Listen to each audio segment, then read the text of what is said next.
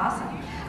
So in terms of bodybuilding, I will not ask you where you get your protein. I refuse to ask. But what challenges have you guys faced being vegan bodybuilders and being in the fitness world in this world? Every time I talk to people about bodybuilding and fitness, even friends, they're like, oh, yeah, whey protein, it's all about whey, and all kinds of meat-based products. And so it seems like it's heavy on the meat. And you guys come in and you're representing with all this amazingness before me, and you're like, oh, I eat plants and I rock it. So have you had challenges in terms of entering the world as vegan bodybuilders and vegan fitness? Probably more than challenges is criticism. Getting a ton of criticism, especially from men. They just don't understand. When people don't understand something, they criticize you. And,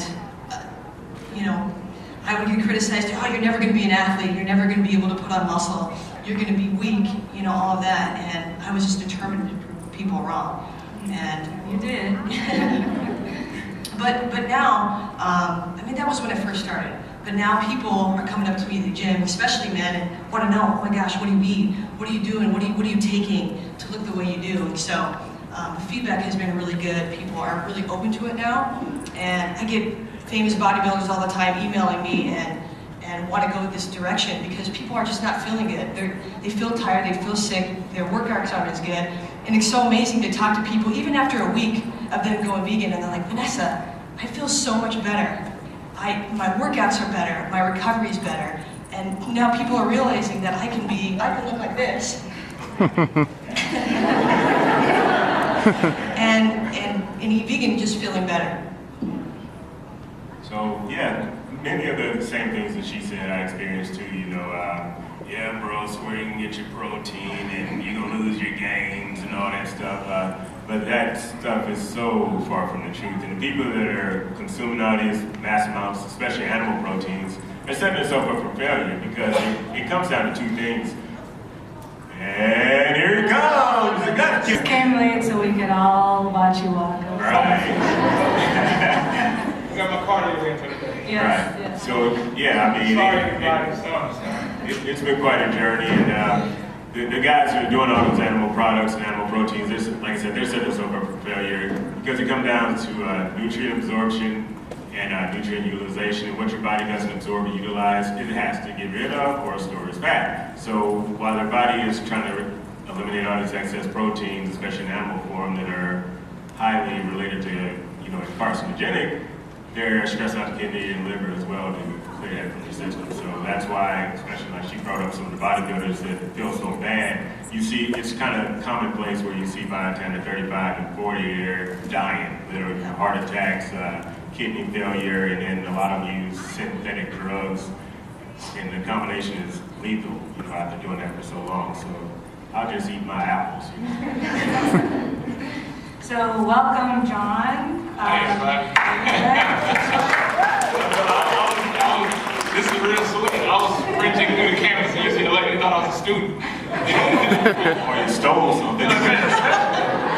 Like a freshman signed up for the team. I'm 40. That's not gonna work. You just wanted to model what an actual workout looks like, so when you get here.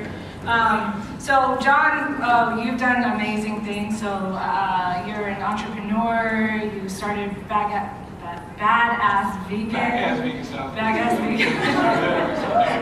Or badass. Badass Vegan. You're making a documentary right now on yourself and hip hop, and clothing line. You're doing everything.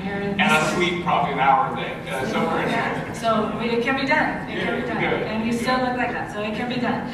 We were just talking about the experience of being a vegan bodybuilder, a vegan athlete in this whole meat-based world, and what some of the challenges have been, or criticisms, or any issues that you've had in that perspective. Issues with people. Other than that, issues can be people. So. Yeah, there's really no issue. I just started CrossFit probably about 4 months ago, just for another challenge. And for instance, like I'm a newbie, but I'm very competitive, and so a lot of people, I've been pretty much first in the class in everything we do. And a couple of people in the class were like, well, that's just because you're so young. And I was like, well, no, I'm actually 40. And they were like, wait, what? I was like, yes, they're vegan. And they were like, so I've had a lot of interest because of that. And I don't push the agenda on anybody, but I like to live by example. So I think that's the best way to do it is like, you know, I don't want to pound it down their throat. But, you know, once they ask, it's a different story. But I let them ask me, because once somebody asks you, they're open to it. So that's the way I've been taking that route. And even on my page, like I don't go to anybody else's page and like troll them and like you're gonna heal because you're not vegan. I'll wait till they come to my page, and then when they ask questions, just send me a message, and I do that. But as far as like negativity, I think the route I think all three of us have taken has been more like we work out around people that aren't vegan. The thing you have to remember is that you can't influence anybody if you only hang around like-minded people. You know what I'm saying? And I think that sometimes as vegans, it is hard because we want to hang around just us because it is fun, it is comfortable, but in order for us to influence them, we have to get out there and actually like show them that like we're not all depressed, we're not all mad, we're not like all like, sitting there hugging the stuff down, but like, that's what they think, that's not the case, but we're fun-loving people, we like to have fun, we just don't believe in harming anything to have that fun. Yeah, and that's really what's awesome is that it's like a walking example of what veganism is, right? So a lot of times we don't all wear veganism on our sleeves and oh, I'm vegan, that joke like, how do you know someone's vegan? It'll tell you the first 3 seconds if it's hard to drink. Mine's like 7 seconds. Yeah. Just walk around vegan. But yeah, you guys just, if you want to be vegan, you're gonna look like this, right? So it's a great example. Quick question out there. Anybody else not vegan? How many people here are not vegan? Oh, you're not vegan? Let's give them a round of applause. Woo! Because we know how hard it is to be around us. So we appreciate you. You're in a room full, don't worry. Thank you for dealing with Hey, at least you know if the world ended, you won't get eaten in here. Right. You have compassion for people too. So this question is for Vanessa, and just kind of jumping off what you guys are already talking about. I don't, if you've had this experience, but for those ladies in here, the women, what has your experience been like as a woman, as a vegan woman in the whole fitness, bodybuilding, everything else that you do world? More criticism from men, like I said. Men, they come up to me like, oh, I don't understand how you look this way. There's no way you can, have that muscle and be vegan. And at first, I got that a ton, but right now, I don't get that as much. If I wear a vegan shirt to the gym, sometimes I get criticized. Just the other day, a cop came up to me at the gym, and he just laughed in my face. And I was like, come on, man. And I was explaining to him, and he was a little bit open to it, but, it just comes with the territory, and the whole thing is just educating people. Leading by example is the biggest thing. I think people, when they think of vegan, they think skinny, weak, hippie, and I want to represent veganism the best that I can. I want people to think as vegans as, oh my gosh, they're strong, they're fit, they're healthy, all of that. So that is my goal, and to represent veganism the best I can. Yeah, and you guys are. Thompson, or Dominic, I should say. That guy. That dude. He recently posted about this, kind of what you're talking about, being strong, the idea of being strong and eating plants. And sometimes this idea is also tied to ideas of masculinity, right? If you're a real man, you'll eat meat. If not, you're a little flower or something like that. You're such a flower. I was going to say leaf, but that didn't really make sense. What about you two? Have you dealt with that? Obviously, if we look at all three of you, there's no weakness factor here, but this kind of gendered notion of you have to eat XYZ. I've heard it before, but I don't really let it bother me at all, because in the end, those are me saying guys drop dead from heart attacks, have heart disease, taking those little blue pills with all those side effects, and you know what happens to your stays that went for longer than 4 hours without his help. So I would have no circulation problems, and I'll be laying it down for the rest of my life. And long as I don't break out the heat sweat, so I'm good with that. But seriously, my masculinity will never be challenged by my appetite. That's a good t-shirt. Vegans love wood. Next t-shirt, check the website. Yeah, I'm not bothered by it at all because it's too many benefits, you know, with being plant-based as opposed to all the other things they're going to eventually encounter and have to go through. So it doesn't bother me at all. So the food, right now food, when I became vegan, I think tofurkey was around maybe, and I'll just be honest, I don't like tofurkey, I still don't like tofurkey. Sorry if there's any tofurkey lovers in the room. I'm sorry. Or employees. I'm sorry, or employees, sorry, sponsors. Oh crap, sorry, thank you. They have moved up though. Okay. It was probably last night they had it. They I moved up. haven't had it in like 10 years or something, so I'll try it today. I'll stop talking shit. Okay. So about the idea before that the vegan movement was thought of as this white movement. It's not. There's a lot of people of color in the vegan movement, you know, and we're becoming more and more visible. But as that happens, if there's young kids coming into the vegan movement right now, or new vegans, right? Not just young vegans, new vegans. What kind of role model do you want to be as a vegan of color for these individuals? That's really what it's all about to me, because I've learned something that a lot of people in my community either are unaware of or they're just choosing to ignore. However, the benefits I reap from it, I know that I can go back and have an impact. So, and it starts with the youth, typically. You know, if there's a movement, old people are stubborn, we know that. So if you start with the youth and get them energized and moving in the right direction and getting away from the fast foods and soda pop and all that other stuff, I really think that's what it's all about. And being that I grew up in those same areas, I think I can have a positive impact on them. And actually, I know we're going to be working with a young lady too we met in Vegas, doing the mentoring some youth here in the LA area. Awesome. I want kids to say, you know, hey, I look like her. I can be an athlete. I can be an entrepreneur. I can do whatever I want. And for me, I want to be an example. I want people to know me as a kind, compassionate person, and I want kids to see me as that.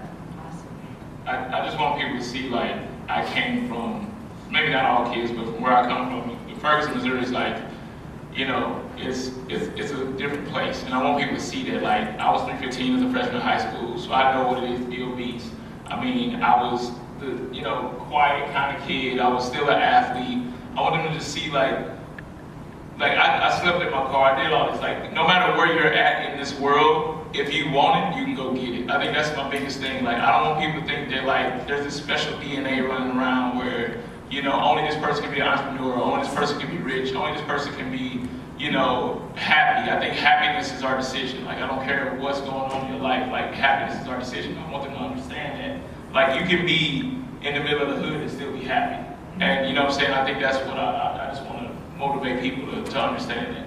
Awesome. I've been a cross-country and track runner for 4 years, and I've been vegan my whole life. And one thing that I struggled with as an athlete in high school was whenever I would fail at something or I didn't have a good race or something, one thing that people always said to me was, oh, maybe if you got a cheeseburger in you, maybe if you ate animal protein. And like, some people were joking, but some people were not. And like, I don't know how much of that you guys face. You're all clearly really successful athletes, but like, when you did have a bad match or anything, how did you deal with people saying, well, maybe if you had some animal protein, that would have gone better? Like, how do you deal with that? I guess meat eaters don't lose.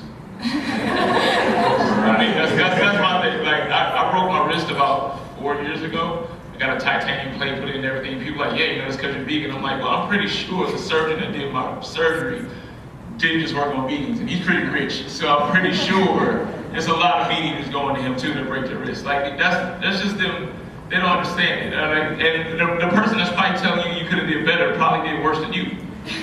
Exactly. So like at that point, it's like, shut up. That should be your motivation. Haters are your motivators. You know, I feed off of that. You know what? Keep telling me I can. I'm going to prove you wrong. Yeah, it's like them understand. Just keep doing what you do and shine above the rest. You'll be all right. Yeah. Remember, Mother Teresa had haters too. So just roll. Thank you guys so much. Thank you.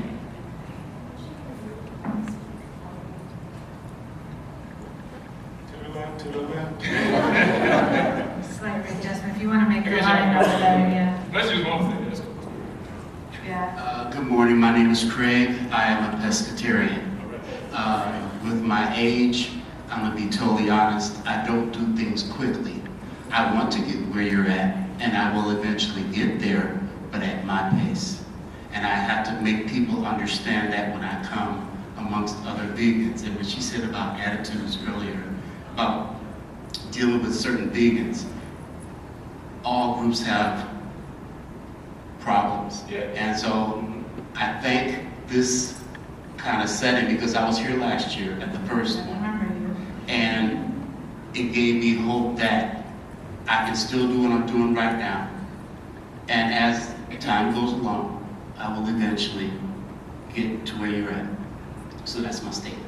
I would like you to speak on the proper kinds of tofu and preparation, dealing with pain management and age as you age. She's like the tofu guru. But how old are you now, sorry? I'm 55. 55. Yes, Good, the good. preparation, how you, say that one more time. There's different types of tofu. Yes. Right. And I want to know, and we're going to speak on it, from a male species, what is the best type of tofu? How do you prepare it? You want to find the least processed. So tofu, anything organic, you don't want to buy any GMOs. But the big myth is that guys eating tofu, they're going to grow man boobs. And I think that's where it's going. You worry about the estrogen. I still have my regular boobs.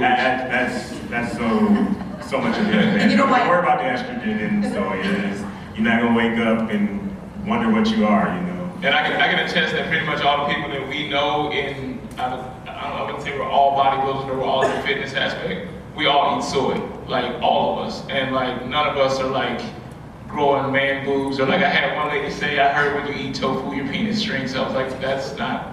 It doesn't happen.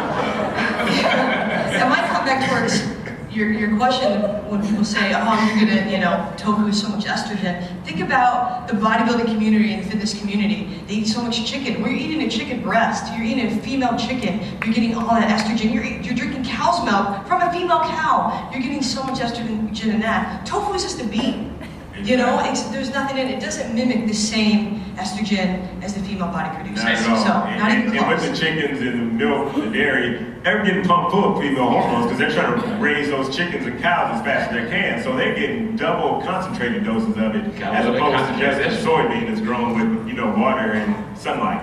Also, but too, stay away from GMO, though, I will say that. it's taking away tofu because all the tofu-like products are taken away from the meat industry. Okay, so they're going to badmouth it. There's going to be articles about it that it's bad for you, and don't listen to anyone. And look who's researching it. Look who's actually funding the research. You know what I'm saying? Like, you'll see somebody say, the National Association of Beef said that tofu's bad. That makes total sense. That's like the Nazis saying, black people are wrong. Like, that's just it.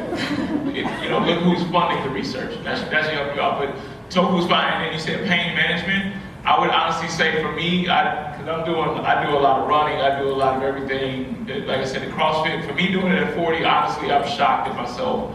But I do a lot of stretching and pain management that way. I do a lot of yoga. That has been like a lifesaver for me. Like, and I can't even lie to you, like it's stuff that I do now. I know that yoga has kept me from getting an injury because I'm more flexible, and flexibility a lot of times is what is our pain dominant thing. If we're not flexible, your hamstrings are tight, your hamstring is attached to your back is attached to your shoulders, your shoulder, your neck, and then it just all runs down, your knees, everything. So start stretching more, and I guarantee you, and eat less acidic.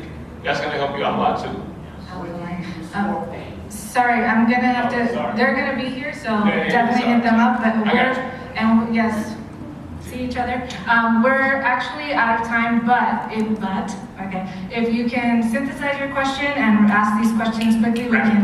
We got it. Yeah. Sure. Wrong. Yes. So I'm admittedly not a vegan. Okay. I read recently that the smell of recently cut grass is actually a pain response. With that in mind, how do you guys see harming plants better than harming animals? I got this one. Okay, so this is the one I always say. So you gotta think about it this way. If that study is true, you gotta look at it this way. the seed of any fruit or anything cannot be carried unless it has been moved. The wind does not move it enough. If you look at a tree will not grow next to another tree in a certain circumference. So that's why it takes an animal to eat it and dispel that seed somewhere else. Also, you can cut the head off of a chicken or take the heart and try to make another chicken. It won't work. But you can eat the seed of that plant and plant it somewhere else and you get a hold of the tree. So that's how I look at it, like that. Like if it is painful, it's painful to a sense where it's going to grow again. I can't cut the head off that cow and be like, it's painful, but we'll get another cow. Thank you. How you guys doing? I'm Aaron Luxor, one half of Vegan Voices of Color with my best friend Unique, and it's really awesome to see you guys here today. I know for me, I went vegan. My journey commitment has been 8 years now. I'm 22, made the commitment at 13, so it's been amazing connecting with people, my community, peers, and friends, and helping them make the transition. But one of the most challenging parts for me, and I always tell people, never let this lifestyle make you at odds with your family. How has it been, how influential have you guys been amongst your family members witnessing your transition? And how was it for the first time telling grandma on Thanksgiving, like, I don't want the turkey neck inside the collard greens this year? How was that experience for you? Well, when I came out of the closet to my family, How was that? they said, okay, every countdown days they were going to bury me because I was going to be nutrient deficient, died from protein deficiency and everything else. But they see that I'm still alive, 6 years vegan, 11 years since I ate any kind of meat, and they're being a lot more receptive. Now I get the separate collard greens without the neck bones in their life. So they do actually accept it now and kind of cater towards it. But in the beginning, it was a lot of attitude and ridicule, a little bit of everything. Hey, here he comes, get some lettuce or whatever. Like that's all I eat. Right. Since they decided they're not going to bury me and get a refund on that plot they bought, I think we're good now. And you got to remember, anything that you do is going to get ridiculed. So you might as well get ridiculed for doing what the right thing is. You know what I'm saying? Right. So, like my family owns the #1 barbecue joint in Little Rock, Arkansas. And they think I'm crazy, but they're all on medication, so it kind of evens out. Thank you. So A question, I work part-time as a personal trainer and group exercise instructor, and I get a lot of clients who ask what I eat, and I just wondered what your hard line is if you try to bring people to vegan straight away, or I have clients who say, oh, I still eat fish, and I just kind of let them come over, but I wanted to get some insight from you as to how quickly you try to pull clients. We're both trainers. I don't push people on it. I let people come to me. I will educate them about the importance of it and the health reasons, all of that. It's definitely a tough subject because every trainer in America and the world prescribes egg whites in the morning, whey protein shake, grilled chicken and broccoli. So it's really hard, and sometimes people have to figure it out for themselves, but just be an example for people, is the biggest thing. Yeah, meet them at their level, educate them, and show them to other clients that are plant-based and getting better results. I just tell my clients, hey, I can't guarantee any results if you're following a standard rated diet. This is what I know, this is what I promote, this is what I produce. And they look at the results, and then eventually they sway over and close their families. Or what you can also do is tell them look, I can give you a vegan meal plan. If you want to change that, that's totally up to you. Yeah. But results vary. That's on you. Exactly. But this is what I can show you. We promote wellness. I'm not going to give somebody a program. I don't make programs for meat eaters. I just won't, because that's not what I believe in. I'm not promoting sickness, I'm promoting wellness. You guys are talking a lot about how the food industry, exploits disadvantaged communities, and that that the food industry isn't particularly making the choice to put this food in these refrigerators, but at the same time, these people don't have access to these foods. Between the billions of dollars in advertisements, lack of access, lack of transportation, and those things. My question is, for a lot of us, we don't live in these areas, and maybe some of us do, but we get to go home. And so my question is, one, how can we support, what's that? Just one, because we got cut it. Okay, they'll be here. Okay, well, do you plan on doing any advocacy in disadvantaged communities? If you do, what do you do? And if you don't, do you plan to? Thank you. Just talk about that. Yeah, we kind of touched on that a little bit earlier. We were discussing that last night. That's definitely my mission with the whole thing, is to go more so to disadvantaged areas and educate them, inspire them. Like I mentioned earlier about the community gardens, you know, if you get people involved and they have a sense of ownership in it, it typically produces better results from everything I've seen. So yes, definitely getting in inner cities and doing more work is what it's all about, and I plan on doing more of that. You'll probably see me in, you know, different communities. I don't know where you live, but you never know. It might be in your front yard planting something. And the documentary is supposed to touch base on that too. Absolutely. We want to actually show people like actually what the government, I don't want to just pinpoint on the government, but what the industry is doing. All right, that's me, I'm sorry.